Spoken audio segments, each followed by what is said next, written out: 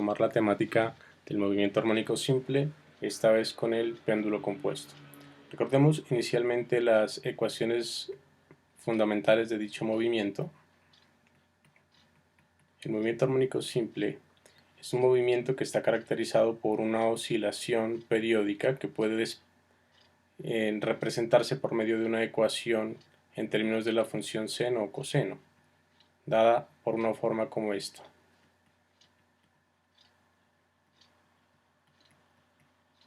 En donde A hace referencia a una amplitud, omega hace referencia a una frecuencia angular y alfa hace referencia a un ángulo inicial de fase. Probamos además la existencia de una ecuación diferencial que también nos permitía determinar si el movimiento que estamos estudiando realmente correspondía a un movimiento armónico simple.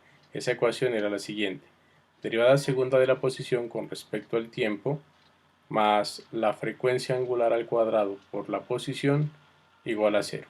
Estas, pues, digamos en resumen, son las cosas que tenemos que tener presente para determinar si un movimiento es armónico simple o no. Vamos a comenzar describiendo cuál es la configuración de lo que vamos a definir o llamar un péndulo compuesto. Bueno, pues tenemos un objeto con una geometría totalmente general, no tiene por qué tener una forma particular. Este objeto va a estar suspendido o agarrado de un punto fijo, que es el que estoy llamando el origen. Ese se va a denotar como el pivote o punto de apoyo. Y respecto a este eje que estamos mirando aquí, este objeto va a estar girando. Es decir, respecto al punto O, mi objeto va a poder rotar. La idea entonces va a radicar en que si yo elevo este objeto una cierta distancia angular, es decir, el centro de masa, así como lo tengo yo dibujado, el centro de masa del objeto se encuentra sobre esta línea que se encuentra en el apoyo. Eso quiere decir que en esa posición él se encuentra en equilibrio y no va a tener un movimiento de rotación. Evidentemente no hay movimiento de traslación porque no estoy asumiendo que se mueva a través del eje, y el eje está sirviendo como una ligadura para que no se mueva en otras direcciones. Entonces, la única manera de moverse sería en torno al punto O. Y como nuestro centro de masa se encuentra en esta línea, que puedo decir que es la línea de acción del mismo, entonces el objeto se va a encontrar en esa posición en reposo. ¿Qué pasaría si yo ahora a este punto acá abajo, llamémoslo este punto A que tengo aquí, lo desplazara un cierto valor? Es decir, en torno al punto O voy a mover este objeto todo él hacia arriba. Recuerden que es un cuerpo rígido, o sea, es un objeto con una forma geométrica ya definida. Entonces, si yo digo que muevo este punto, quiere decir que estoy moviendo todo el sistema en torno a ese punto O. Evidentemente, al hacer ese movimiento, esa línea de acción que estoy considerando aquí se va a trasladar a una nueva posición, digámoslo acá, pero lo va a sacar del equilibrio. Básicamente, mire que yo le estoy diciendo que yo puedo tener el centro de masa, digamos aquí. Cuando lo moví, desplacé ese centro de masa a una posición diferente. Y la cuestión es que en esa posición ya no tengo equilibrio. Evidentemente la fuerza gravitacional va a comenzar a hacer efecto y voy a tener una situación que se sale del equilibrio. O sea, me saca el sistema del equilibrio porque yo aquí he realizado una variación angular que la voy a llamar teta. Esta distancia que hay entre el origen o el pivote o punto de apoyo y la posición del centro de masa, que es la que está girando, evidentemente no va a cambiar de longitud. A esa la voy a llamar B, que es esta distancia.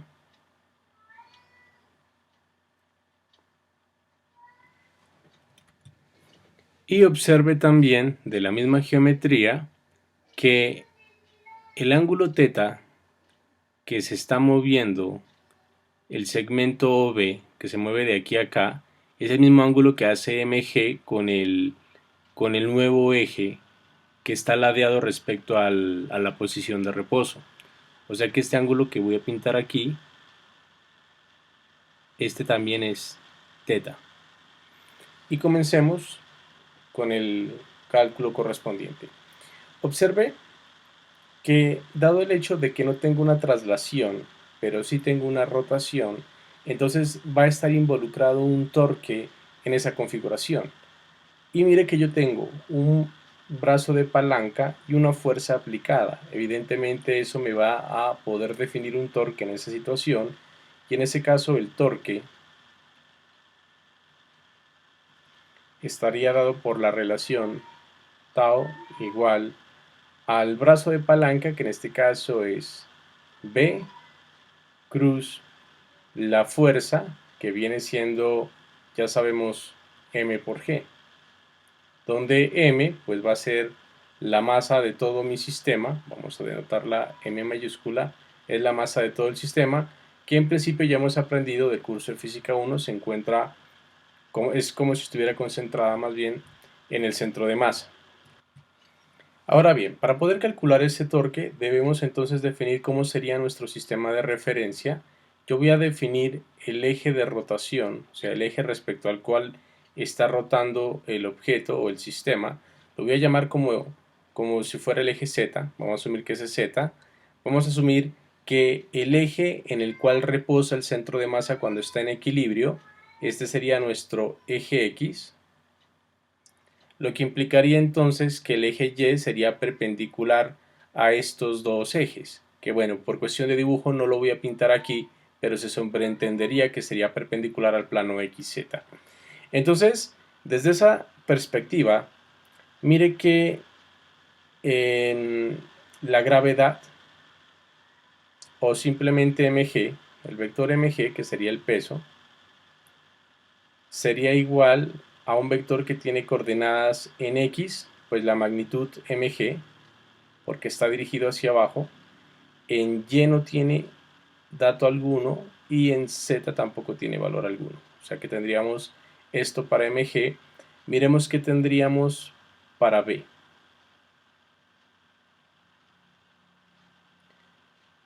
Observe que, dado el hecho de que la configuración como la he plasmado es tal que la oscilación, digámoslo así, la oscilación se está dando en este plano, que es el plano del sistema que estoy considerando.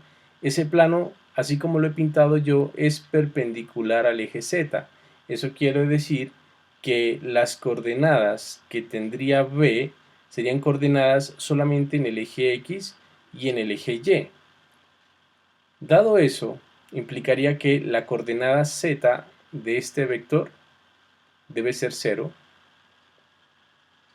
Pero entonces miremos qué coordenadas tendría tanto en el eje X como en el eje Y.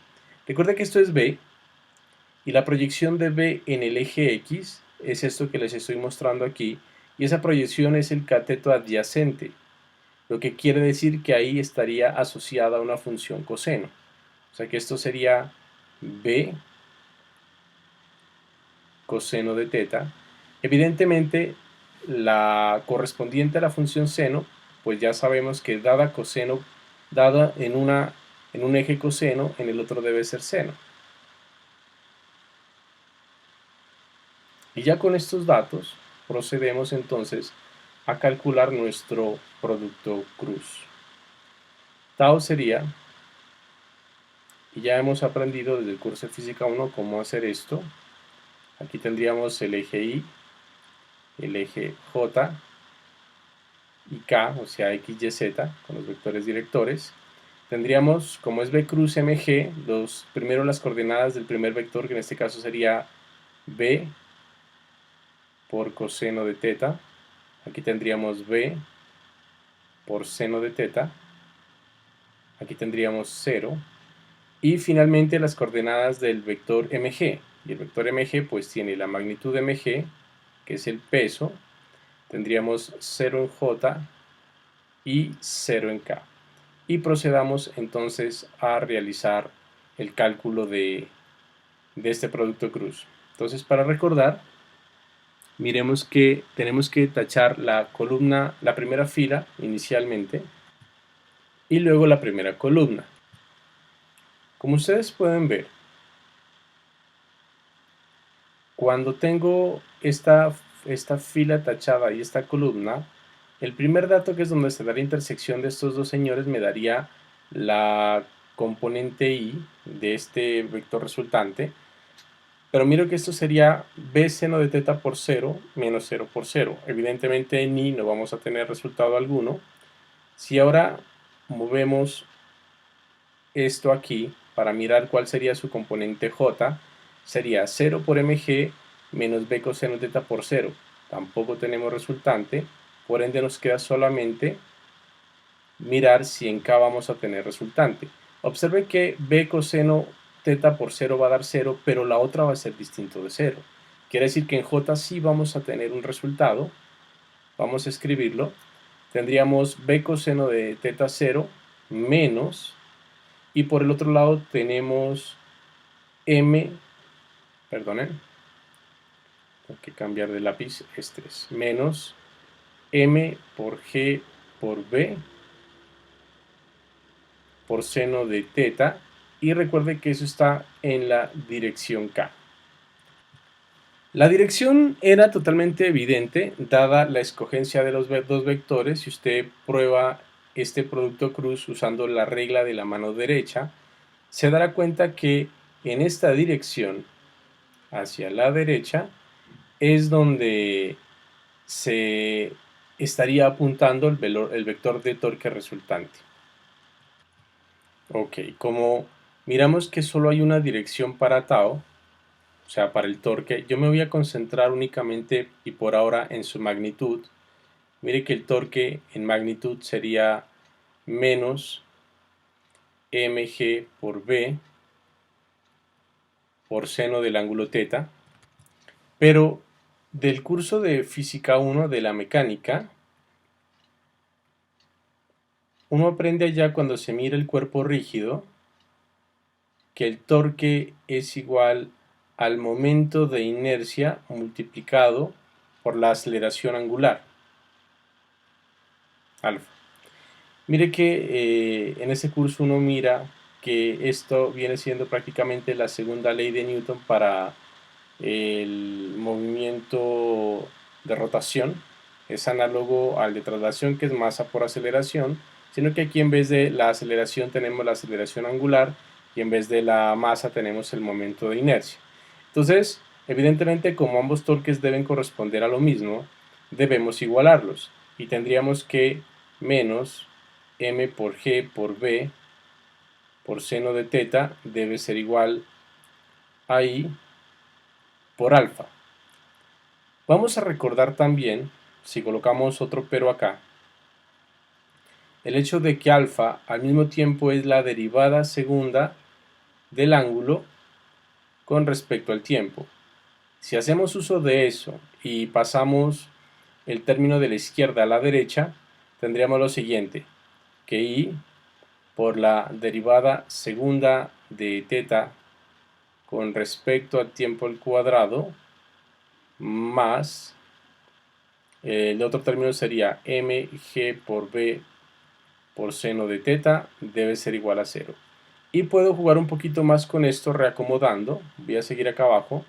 Me quedaría entonces derivada segunda del ángulo con respecto al tiempo al cuadrado más m por g por b sobre el momento de inercia. Todo esto multiplicando a seno del ángulo igual a 0. Acabamos de obtener entonces la ecuación diferencial que está describiendo este movimiento y tenemos que compararla para recordar la ecuación que correspondería al movimiento armónico simple, que viene siendo esta. Y de manera análoga a lo que mirábamos con el péndulo simple, el péndulo compuesto está probando que en general tampoco es un movimiento armónico simple, dado el hecho de que vuelve a aparecer este término en seno que tenemos aquí y que evidentemente no me permite que corresponda a la ecuación de un movimiento armónico simple. Entonces hasta aquí diríamos, perdón, no es un movimiento armónico simple. Entonces vamos a recurrir a lo que aprendimos la clase o en el video pasado respecto a la función seno. Si yo realizo los movimientos oscilatorios, o sea, las oscilaciones de ese sistema, de tal manera que el ángulo sea mucho menor que 1, y recordemos que estamos hablando de radianes, eso me garantiza que la función seno del ángulo con muy buena aproximación es igual al ángulo. Entonces, si reemplazamos este resultado en nuestra ecuación diferencial, tendríamos derivada segunda del ángulo con respecto al tiempo al cuadrado más m por g por b sobre el momento de inercia, hagámoslo así, multiplicando al ángulo, esto es igual a 0. Y esto sí ya se parece a lo que estamos buscando. Observe que para que sea mucho más parecido, definamos sea omega cuadrado igual a m por g por b sobre i. Le dejo a usted la tarea de probar que esta cantidad omega cuadrado igual a mg por b sobre i cuadrado tiene unidades de inverso de tiempo al cuadrado, de manera similar a como lo mirábamos para el péndulo simple. Pero eso es trabajo para usted. Entonces, esto nos lleva a este resultado. Derivada segunda del ángulo con respecto al tiempo más omega al cuadrado por el ángulo es igual a 0. Y evidentemente esta relación es igual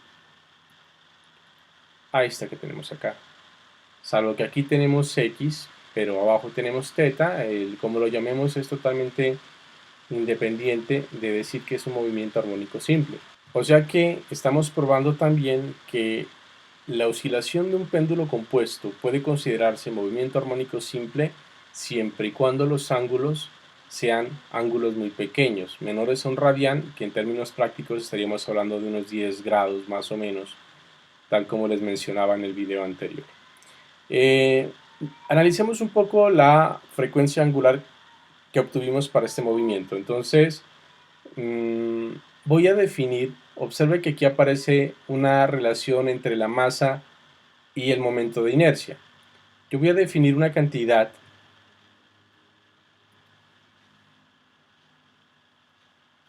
voy a utilizar la letra griega kappa al cuadrado, la voy a definir de tal manera que esto sea el momento de inercia sobre la masa. O sea, me da una relación entre el momento de inercia y la masa del sistema. A esta cantidad se le conoce como el radio de giro. Y esto se le conoce así porque observe que si despejara el momento de inercia de esa ecuación le quedaría la masa por k al cuadrado. Y si usted recuerda, solamente para recordar, voy a hacer aquí un pequeño paréntesis, recordemos, cuando uno define el momento de inercia, ese está dado por la sumatoria en I de las masas por los radios al cuadrado, siendo estos radios las longitudes o las distancias entre cada una de las masas respecto al eje de rotación.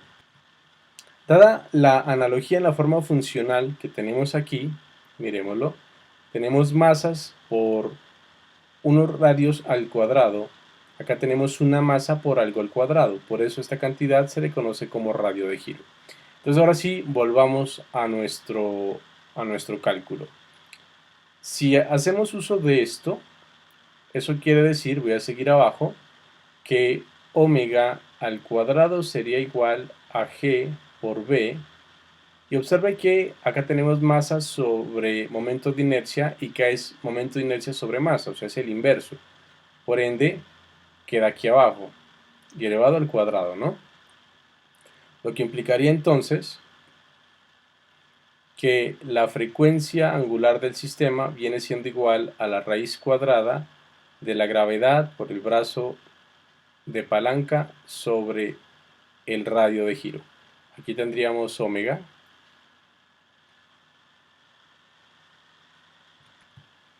De aquí podemos derivar la frecuencia. Recuerde que la frecuencia es omega sobre 2pi. Eso quiere decir entonces que F vendría siendo 1 sobre 2pi raíz de G por B sobre kappa, o el inverso de la frecuencia que nos viene dando el periodo de oscilación. En este caso sería 2pi por kappa sobre raíz de G por B. Bueno, en un próximo vídeo vamos a mirar otros ejemplos en los que la ecuación de movimiento armónico simple es aplicable. Decidí dejar los ejemplos del péndulo simple y del péndulo compuesto por aparte, porque en la práctica, respecto a la clase, son los experimentos que realizaremos en el laboratorio. Entonces, por eso se les dio, digamos, un grado de importancia mayor al hacer 2 videos aparte de estos. Vamos a continuar con una serie de ejemplos de cálculos de este tipo. Hasta un próximo video.